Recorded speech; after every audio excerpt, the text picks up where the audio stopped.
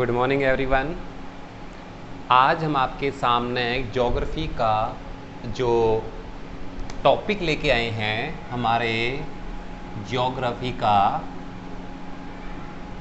वो लेके आए हैं रोपण कृषि और उद्यान कृषि में डिफरेंट बताना है। What is the different of, यानी कि रोपण खेती और उद्यान खेती में अंतर क्या होता है।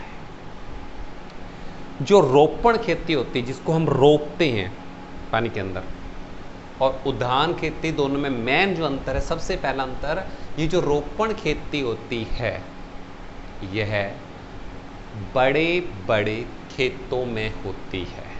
रोपण खेती बड़े बड़े खेतों में होती है, और ये जो खेती होती है यह छोटे छोटे उद्यानों के अंदर होती है, छोटे छोटे फार्मों के अंदर होती है। और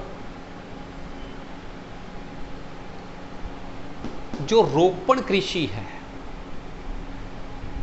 उसका ज़्यादातर जो फसल है वो निर्यात की जाती है। निर्यात का मतलब होता है यहाँ के सामान को बाहर भेजना, और आयात का अर्थ होता है बाहर से सामान यहाँ लेके आना। ठीक है, तो जो रोपण खेती होती है उसको यहाँ पर उगाकर जो फसल होती है वो विदेशों के अंदर निर्यात कर दी जाती है। ठीक है, तो जिससे भारतीय करेंसी है उसको बेनिफिट होता है, क्योंकि जो भारत के अंदर फसलें होती हैं रोपण खेती के अंदर, जैसे कि रबड़ है, चाय है, कहवा यानी कि कॉफ़ी, ये इंडिया से बाहर भेजी जाती है। और इसके अलावा जो रोपण खेती के अंदर हमारे गन्ना भी आ जाता है, नारियल है, बनाना है यानी कि केला है, इनकी जो खेती है वो इंडिया के अंदर रोपण कृषि के अंतर्गत ही आती है। जबकि अगर हम उद्यान खेती की बात करें तो इसके अंदर फल, फूल, सब्जियां, ये हमारी उद्यान खेती के अंदर आ जाते हैं। लेकिन जो रोपण खेती है, ये जो रोपण खेती है यह विरल जनसंख्या में की जाती है। विरल जनसंख्या का मतलब क्या होता है, जहाँ पर जनसंख्या कम होती है वहाँ पर ज़्यादातर ये खेती की जाती है। और इसके अपोजिट अगर हम देखें तो जो उद्यान खेती है वो हमेशा कहाँ पर ज़्यादा की जाती है, जहाँ पर पॉपुलेशन ज़्यादा होती है। तो जहाँ पर पॉपुलेशन ज़्यादा होती है वहाँ पर उद्यान खेती की जाती है। रोपण खेती की एक और विशेषता यह है, इसके अंदर पैसा ज़्यादा लगाया जाता है, मतलब पूंजी ज़्यादा लगाई जाती है।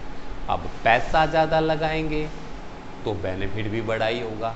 अगर हम अच्छे तरीके से फसलों के अंदर खरपतवार, कीटनाशक, अच्छी क्वालिटी के बीजों का यूज़ करते हैं तो हमें प्रॉफिट भी ज़्यादा अवेलेबल होता है। और जो उद्यान खेती है उसके अंदर कम मनी लगाई जाती है, सब्जियां वगैरह उगा ली जाती हैं। मतलब छोटे छोटे जो किसान हैं वो कम उत्पादन वाली फसलें, यानी कि नॉर्मल, जैसे कि पोटैटो है, गोभी है, भिंडी है, ऐसी प्रकार की सब्जियां बोते हैं जिसमें अगर सब्जियां खराब भी हो जाएं तो जो मालिक है खेतों का उसको ज़्यादा नुकसान होने की जो संभावना होती है वो काफ़ी कम हो जाती है। लेकिन जो रोपण खेती है उसके अंदर अगर किसी वजह से कोई फसल खराब हो जाती है तो नुकसान भी ज़्यादा होता है। आई मीन टू समझे मैं क्या कहना चाहता हूँ कि दोनों की खेतियों में मेन फ़र्क क्या है। मेन फ़र्क ये है।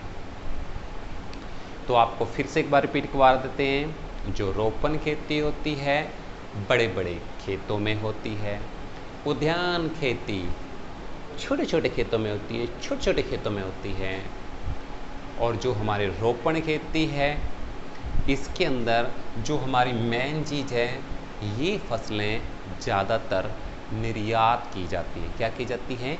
निर्यात की जाती हैं। और जो इधर वाली फसलें हैं ये सिर्फ स्थानीय बाज़ारों तक सीमित होती है। भी यहाँ आपने कोई सब्जी वगैरह बीजी है तो आप ज़्यादातर शहर तक ही उसको ले जा सकते हो। ज़्यादा दूर ले जाओगे तो इतना तो जो ट्रांसपोर्ट का खर्चा है वो ज़्यादा हो जाएगा और उतना हमें बेनिफिट नहीं मिलेगा जितना बेनिफिट हमें मिलना चाहिए। इसके अलावा इस रोपण खेती के अंदर गन्ना, रबड़, चाय, कहवा, नारियल, केला ये आ जाता है, और इसके अंदर फल, फूल, सब्जियां आ जाती हैं।